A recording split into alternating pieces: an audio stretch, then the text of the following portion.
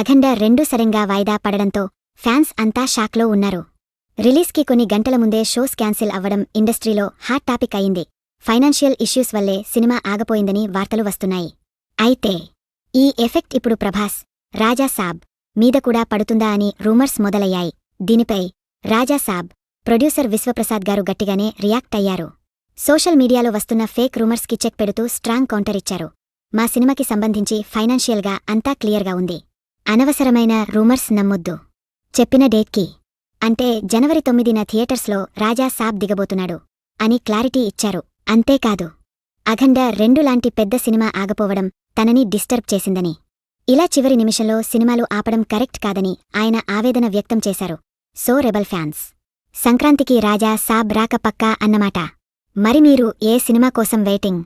Comment చేయండి. మరిన్ని updates కోసం సబ్స్క్రైబ్ చేసుకోండి.